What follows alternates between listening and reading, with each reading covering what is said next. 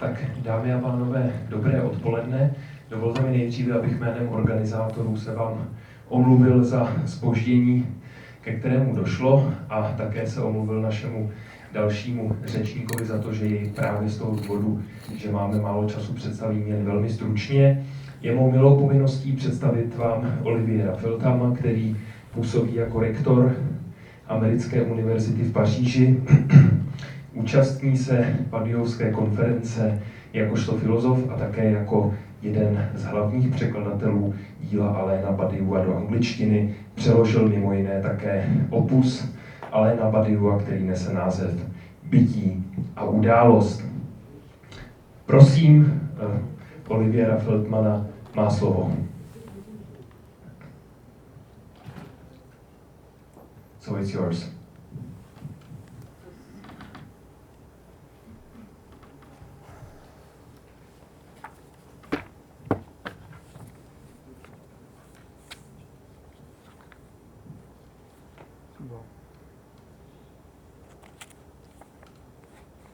Okay, so I'll start whilst we wait for the video projector to warm up. So this paper is part of a twin project. There's a paper on theatre, and its twin is a paper on... Yes, I can.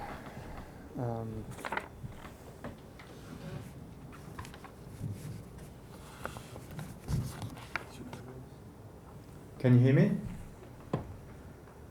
So it's part of a twin project. The second paper is on the notion of the school. And I'm just going to reassure you that it has distinct sections, and so you'll know where you are during the paper. In his Eloge du Théâtre, Alain Badiou recognizes that philosophy has always situated itself and come to a sense of its own identity through a rivalry with theatre. And the stakes of this rivalry concern the aesthetics, or the presentation, or the logics of appearance of the city-state. Who shall bring the entire city-state to presence? Who shall articulate all of its regimes of appearance? The philosopher or the actor-poet?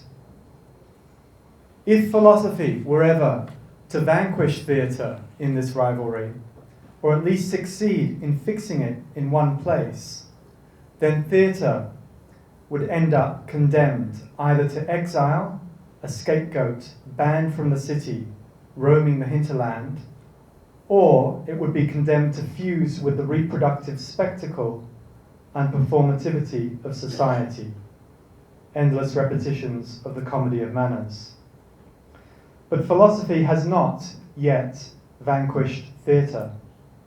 And as for theatre, well, it has not finished putting philosophers on stage in various guises, from Aristophanes' Socrates to the Prince of Denmark to Didi and Estragon in Waiting for Godot. Insofar as we pretend to do philosophy, we find ourselves in the thick of a rivalry with theatre, a rivalry over the appearing of the city-state. And in the midst of this rivalry, philosophy engages again and again in two strategies, thinking to secure a position of superiority. First, it seeks to develop the perfect legislation, a project I leave aside here. Second, it constructs the school. The school is conceived as a distinct body within the city that effectuates a philosophical education, that is, an education that will produce citizens, people capable of acting for the city-state. Furthermore, during the construction of the school, his philosophy will historically oscillate between two positions, between the school as propedeutic for life in the city-state, that is, as preparation, and thus there must be a wall between the school and the city, and the school as immediate microcosm of the city-state, playground as jungle, or classroom as startup incubator, take your pick.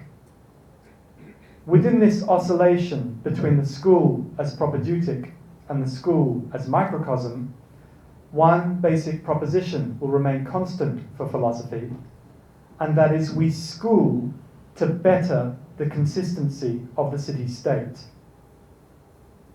And one further hypothesis, for philosophy to claim that it has successfully constructed a school, then it must have come to the end of its rivalry with theatre over the city-state.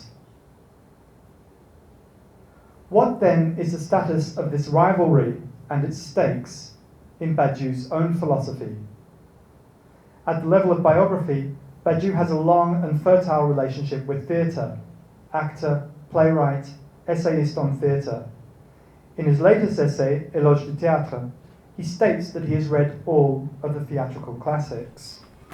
And yet in the scholarship and commentary on Badiou's philosophy, to my knowledge, there has not yet been a sustained analysis of theatre and theatricality in his work. And so my first focus is going to be a definition of theatre that Badiou offers in L'Éloge du Théâtre. True theatre is the incarnation of an idea. Later, it's phrased as theatre, when it takes place, is the representation of an idea. My first question is very simple. What is the status of this definition within Badiou's philosophy? Now, coming from the first generation of Badiou commentators, I came of age with being and event, l'être l'événement. And so for me, the doctrine of conditions assumes primacy. Since this is a conference on Badiou, I will assume some familiarity with his work and go quickly here.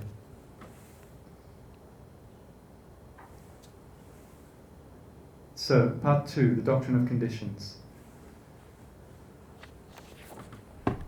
Within set theory ontology, the process of structural transformation, termed a generic truth procedure, has the same ontological schema whether it occurs in the domain of art, or politics, or love, or science. There is nothing intrinsic in set theory which allows for the differentiation of generic truth procedures in these four domains. All occur through the gradual exploration of the consequences of an event.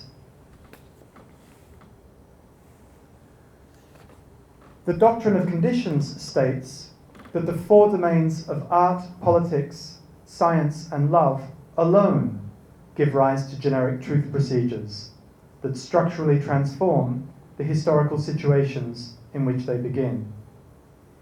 If philosophy thinks and names the novelty of such procedures, they are said to condition philosophy. This is a normative definition of philosophy. A genuine philosophy in any age constructs its concepts in reaction to contemporary events and truth procedures. So, for example, Plato developed his philosophy in relation to the procedure of Greek geometry, the democratic city's trial of Socrates, the emergence of tragedy, and a complicated meditation on the role of love and desire in pedagogy. Part of the doctrine of conditions is an insistence on the difference between the four domains. Art is not politics, which is not love, which is not science. This, of course, has not always been the case in the history of philosophy. Marxism claimed to develop a science of politics. Benjamin opened up the possibility of a political art in response to fascism's aestheticization of politics. And the critical theorists and curators have never stopped chasing that mirage. Of course, there are interweavings and intersections between the four domains of art, politics, science, and love, but their intrinsic natures remain distinct. Because these truth procedures, these conditions, are infinite and indiscernible transformative practices, And because they occur more than once, it is impossible for philosophy to provide a definition of art, or a definition of science or politics or love. A condition of philosophy is thus not an object of philosophy, though philosophy can certainly attempt to reduce one of its conditions to the status of an object. This is the difference, Badiou notes, between Plato's and Aristotle's treatment of theatre. For Plato, theatre is quite clearly a rival. For Aristotle, on the other hand, it has become an object of study, and in some sense is thus domesticated, at least for the time being. Philosophy develops names for what happens in contemporary truth procedures, but in order to remain philosophy, it must not arrogate for itself the position of speaking the truth of art or politics, nor of becoming art or politics. Such would be a disaster in Badiou's terms. What philosophy must do, however, whilst remaining separate, is to think and conceptualize the compossibility of truth procedures occurring in the four domains. If it manages to do so, a systematic philosophy of its age will have been generated. So via the doctrine of conditions, Badiou's configuration is not philosophy, theatre, city-state, and school, as I set out, but rather four clear and distinct conditions, art, love, science, and politics, and one separate and distinct, yet systematic discipline, philosophy. Now the doctrine of conditions meets with two immediate challenges. First, the challenge of differentiation.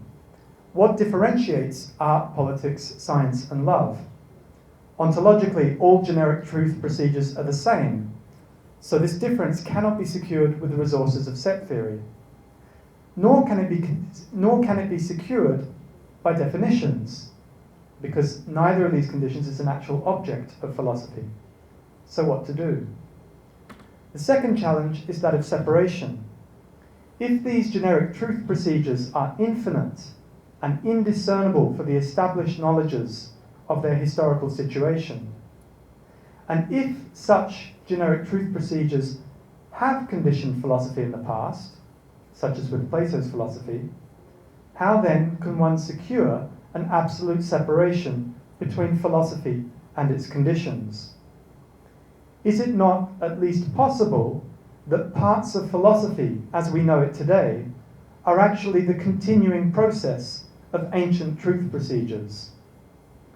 As I argue in an article, Explosive Genealogy, part of philosophy, as we know it today, is actually theatre. In other words, when we do philosophy, we partly do theatre. The problem is we don't know this, and consequently, quite a lot of philosophy is very bad theatre. In the first book of Logiques du Monde, which develops a new theory of the subject, Badiou does develop a formal differentiation of art, science, politics, and love according to the following categories. So I'm just going to lay this out quite quickly. You have the categories of ontological foundation, eventual trace, body, present as local, affect, and the present as general. And there you have the equivalents within a political procedure. And you have the same series of categories for artistic procedures, and there you see that the ontological foundation is the intensity of the sensible and the carnal forms, the eventual trace is the formless becoming form, etc. So you have these series of formal operators that distinguish the four different domains. So there, at least within Badiou's work, I can say, well, there's an answer to my initial problem. The four conditions have been differentiated. But where does Badiou get these concepts from? Okay. Do they come from set theory ontology? No. Do they come from the phenomenology that is generated out of category theory? Well, there, no, not again. He's not engaged in political theory. he's not engaged in aesthetics, and he's not developing normative descriptions of politics and art. At least it seems so. So the question is, where do these concepts come from? And beyond this level of specification, within Badiou's philosophy, how could one generate, or at least explain, the differentiation of the arts, the live arts, the visual arts, cinema, video, photography, sculpture, and beyond that, into a further level of specification, how could you explain the difference of genre? Like, would anything like the concept of genre survive this kind of conceptual apparatus? The difference between the still life, the pastoral, the portrait, etc. in painting. So the answer I hold to this, to my new puzzle, is this discourse in aesthetics. When philosophy is conditioned by an artistic truth procedure, when it attempts to name new truths that emerge from an artistic praxis, it generates new concepts inside a discourse, a philosophical discourse, called in aesthetics. These new concepts, for example, could be the concept of the event. So I hold, at least in the construction of L'être l'événement, that the concept of the event comes from the very close reading of Mallarmé's poem Un coup de dé. Badiou defines in aesthetics in the following manner.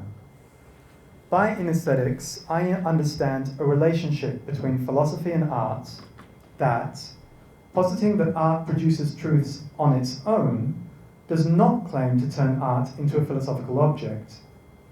In contrast to the speculations of aesthetics, in aesthetics describes the strictly intra-philosophical effects produced by the independent existence of a few works of art. So I stress that phrase, the intra-philosophical effects, which for me gestures towards the idea that in some sense these conditions come to inhabit from the inside the space of philosophy in this work of conditioning. So it is quite possible for Badiou to generate concepts that surreptitiously do the work of aesthetics, distinguishing theatre from poetry, cinema, and the novel by means of names generated by a close philosophical analysis of a theatrical configuration. So what does Badiou's in aesthetics generate with regard to theatre? So there are two long essays on theatre. Rhapsody pour le théâtre came out in 1990, and this one, which is more recent, Eloge du Théâtre, which came out last year. And that's in the form of an interview. And so it's in Eloge du Théâtre that, as I mentioned before, Badiou does offer a definition of theatre. True theatre is the incarnation of an idea. Again, theatre, when it takes place, is the representation of an idea. However, and this is the problem, see, I keep on having problems, right? This definition itself does not emerge from the careful philosophical reading of a play, of a sequence of plays, of a performance, of a series of performances, or of the delimitation of a specific theatrical configuration. Now, of course, Badiou speaks of particular plays, of Corneille's Le Cid and Koltès Dans les champs de coton, and he mentions Antoine Vitez productions at the Théâtre Chaillot. But there is no sustained, detailed investigation of a theatrical work of art, at least in L'Eloge du Théâtre. Given the long, detailed analyses devoted to poetry, to Mallarmé, Rimbaud, Pessoa, Celan, or to novels by Rousseau and Julien Gracq in Logics of Worlds, this absence is significant, the dissymmetry is flagrant. Not, however, and here I must admit that in contrast to Giuseppe, I'm a very bad philologist. And much to my disgust, after I'd written the abstract and sent the abstract, I suddenly remembered, well, of course, Badiou has written a close analysis of a play, not only in this work which has just come out, so this is the seminar from 2001 and 2004. It opens with an analysis of Le Balcon by Jean Genet, but also in Logics of Worlds itself, there's a fairly close reading of Les Mains Sales by Sartre during the opening, the very opening of the Theory of Points. But this definition, so to be, a little bit obsessional and picky, this particular definition itself still struck me because itself it didn't emerge from any particular theatrical truth procedure. So my question is, what is its status? And the clue that I found, and here I move into section 4, is that the incarnation of an idea, the bodily presentation of an idea, is also Badiou's term in Logique des Mondes for the appearance of a generic truth procedure. So in the preface to Logique des Mondes, Badiou speaks at length about the existence of ideas in Plato's language, or eternal truths in Descartes' language, and their presentation in a body of truth. A body in Badiou's phenomenology is the appearing of a truth. It has to render possible the thinking of a truth. It has to, I cite, manifest the visibility of the true within the existence of a world. And to produce that visibility, it needs the characteristics of separation, cohesion, synthetic unity, in short, of organicity. That's on page 76. At the level of appearing, thus, a generic truth procedure presents itself as separate, cohesive, synthetically unified, and organic. Now, does that remind you of anything in classical aesthetics? Are these not the eternal characteristics of the authentic work of art? So, what this means is that theatre, defined as the presentation of a true idea, or the incarnation of a true idea, and the appearing of a generic truth procedure, they are thus de-differentiated or undifferentiated at the level of appearance. The doctrine of conditions here does not differentiate theatre from any other truth procedure, at least at the level of appearing. Now, rather than pointing out an unfortunate classicism or an inconsistency in Badiou's philosophy, which is always dangerous with a philosopher of Badiou's class, and not particularly productive in itself, rather than nitpicking, let's take this as a jumping off point for our own theses on theatre and appearing. If the definition of theatre and the definition of the appearing of any body of truth, of any incarnation of an eternal idea are the same, this is because the presentation of a generic truth procedure is inherently theatrical. Or, stronger still, theatre is the presentation of truth procedures. Now, beyond hyperbole, the interest of such a thesis is it offers us a non-representational understanding of theatre. And in doing so, it takes up one of the great challenges of modernist theatre and of post-Heideggerian critical theory and of post-structuralism, each of which engages in a critique of representation and spectatorship. So you find the critique of representation and spectatorship more or less everywhere in post-structuralism and in post-Heideggerian critical theory. You find it in Nancy and Le Coulebat in a text entitled Scène. Lyotard talks about moving beyond the theatre of representation in the introduction to libidinal economy, etc., etc. What do all of these commonalities add up to? Quite simply, another de-differentiation, another erasure of possible boundaries and distinctions. Post-structuralist theory, post-Heideggerian critical theory, doubles or rather joins modernist theatre in its attempt to generate presentations that are not representations, presentations that call upon the reader-spectator to become more than a reader-spectator, to become a participant, to engage in the dance of subversive interpretations. The doubling of theatre and praxis in Badiou's philosophy is thus an echo of something that took place in Derrida, in Deleuze and Guattari, and in Lyotard's writing, insofar as there we find a doubling of modernist theatre and the praxis of theoretical writing. So this de-differentiation of categories, this fusing, this confusion between theatre and praxis is not something that happens in Badiou's work alone. But another point is that it's entirely natural for Badiou to share this problem with other philosophers because the corrosive erasure of boundaries does not end in post-structuralism's affair with modernist theatre. As a philosophical discipline itself, aesthetics, as we know from the third critique, is not necessarily, and perhaps not even primarily, concerned with works of art and with their evaluation. Aesthetics, as its etymology indicates, is concerned with presentation in a broad sense, with what comes to sense, as Rado reminded us earlier on through his investigation of sensibility. So our thesis then is that theatre is the presentation of truth procedures as they take place in historical situations. The appearance of a truth procedure, whether scientific, amorous, artistic, or political, is theatre. Theatre takes place as a very particular and rare kind of presentation, the aesthetics of a generic truth procedure. But the definition of true theatre is not the only place that we find theatre, or an arche-theatre, as I term it, at work in Badiou's philosophy. We also find it in some of the fundamental articulations of his work. So, as I mentioned before, at the very beginning of this seminar, given between 2001 and 2004, and recently published, Badiou develops a reading of Jean Genet's play Le Balcon.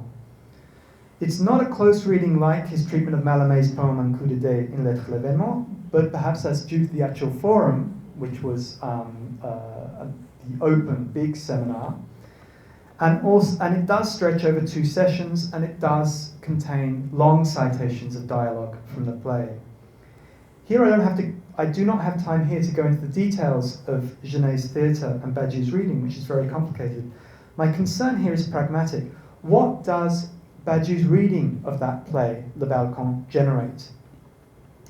Well, it generates a 4-part matrix which will serve throughout the entirety of this 3-year-long seminar as an analytic framework designed to produce images of the present, images of the times.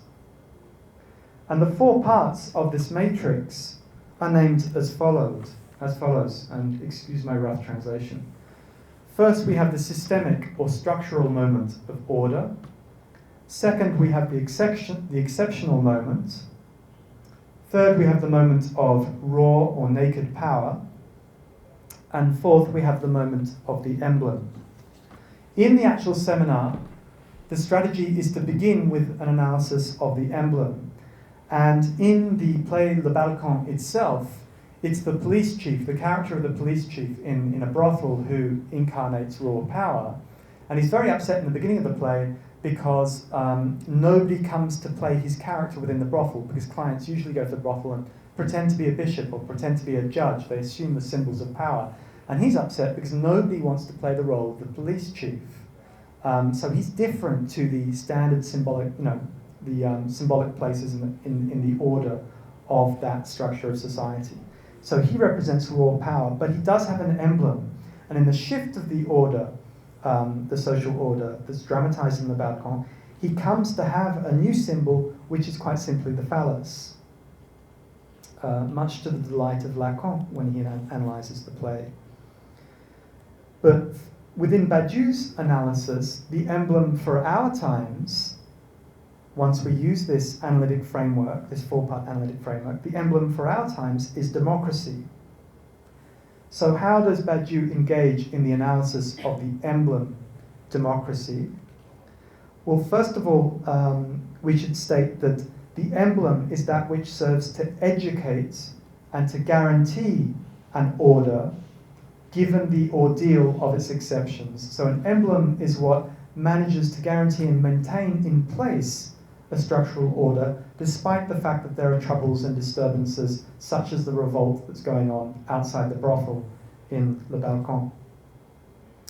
So in order to analyze this function of the emblem as democracy, Badiou engages in an investigation of the status of jouissance, or enjoyment, through an examination of Lacan's claim that philosophy doesn't want to know anything about jouissance, via a polemic against Jean-Luc Nancy's conception, his anti-Lacanian definition of jouissance, via an updating, a mise au jour, of Plato's critique of democratic desire in Book 8 of the Republic, and finally through a reading of Pierre Guillotin's Tombeau pour 500,000 soldats.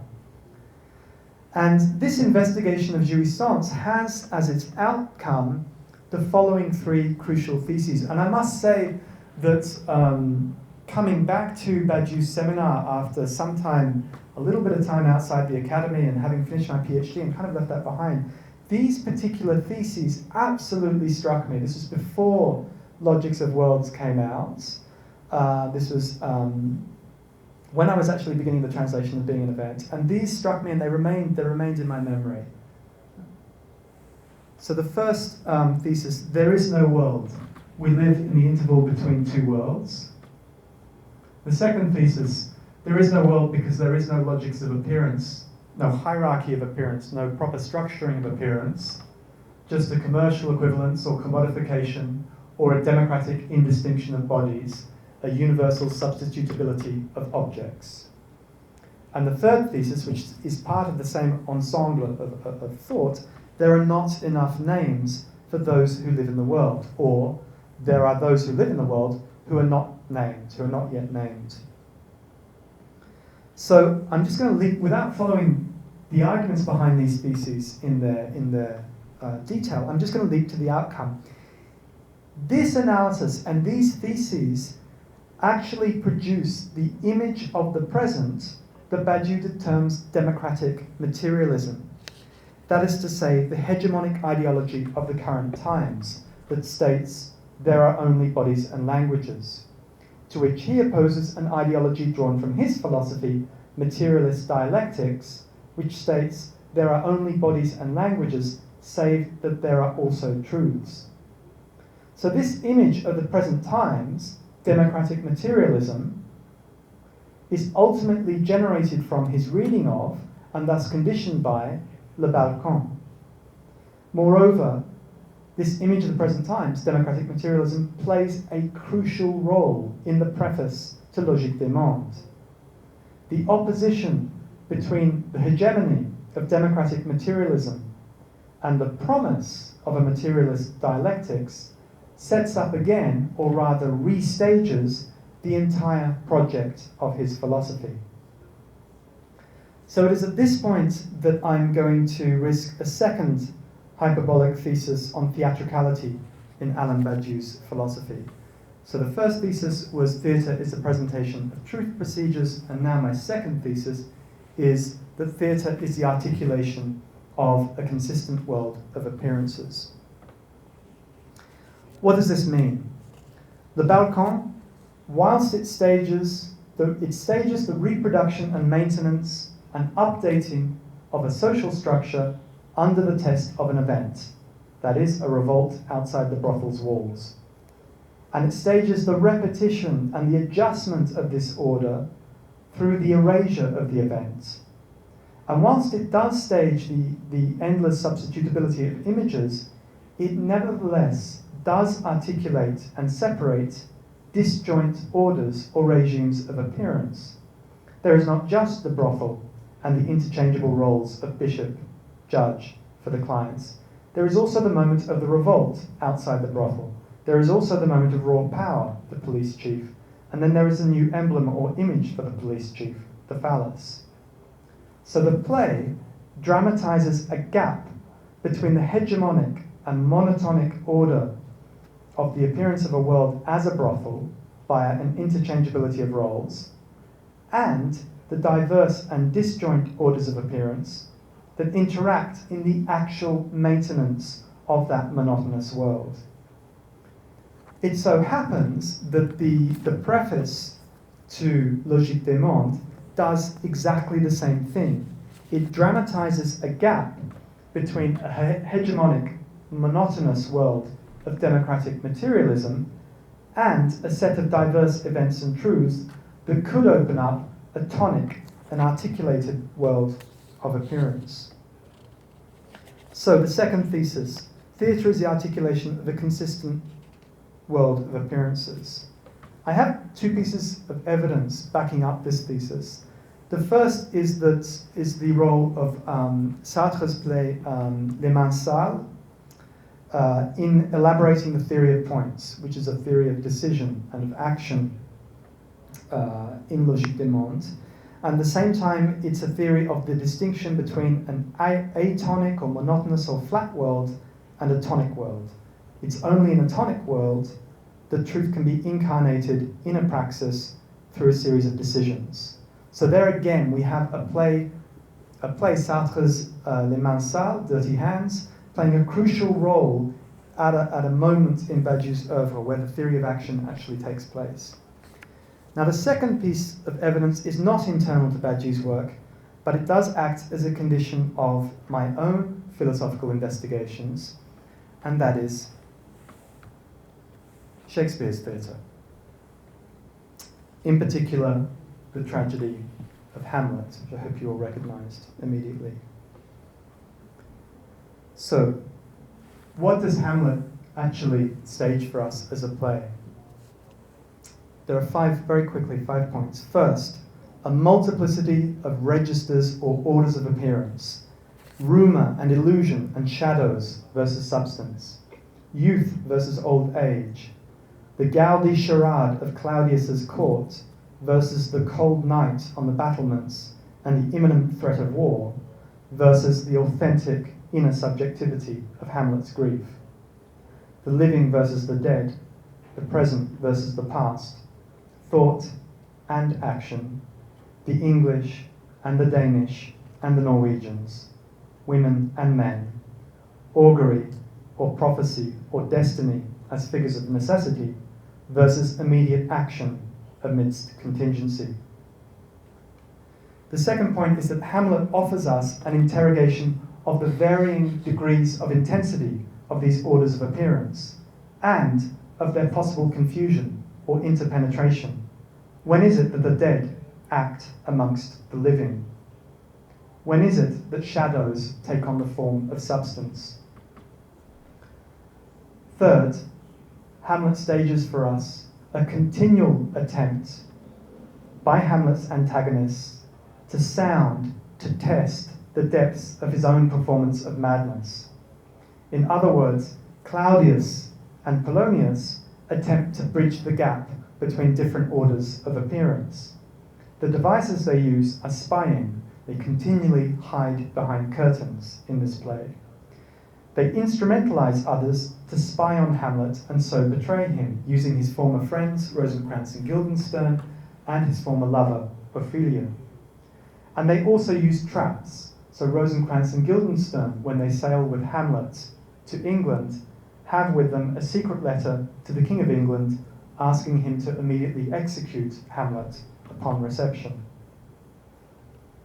In contrast, and this is the fourth point, Hamlet also uses a device to sound the difference between two different regimes of appearance. The regime of his father's ghost and the story that it tells of his father's assassination, and the regime of appearance of Claudius's own conscience, which is represented in a confessional monologue. And the device that Hamlet uses to test the accord or the difference between the ghost story and Claudius's conscience is, of course, the play, the famous play within the play, The Mousetrap, which holds up a mirror to nature and succeeds in outing Claudius's guilt. Finally, fifth point, Hamlet stages Hamlet's own conscience of three broken fidelities to events, three obscured truth procedures or arche-theatres. His mother's broken fidelity to the memory of her husband, old Hamlet. The court's broken fidelity to old Hamlet's reign and its embrace of Claudius's reign. And finally, Hamlet's own broken fidelity to Ophelia. So to conclude, what is theatre in Hamlet's own hands? It is a device that bridges and thus also articulates and exposes the distance between disjoint orders of appearance, so as to render possible a new political praxis in the hands of Fortinbras, the young Norwegian prince who comes on stage in the very last scene. At the same time, theatre brings to light those political praxes that have been betrayed and those amorous praxes. The very existence of disjoint orders of appearance is the trace of a buried arche-theatre of forgotten or obscured praxes. Theatre, when it happens, and it doesn't always happen, fuses with a buried arche-theatre and opens the possibility of a new arche-theatre. That's the third thesis on theatre.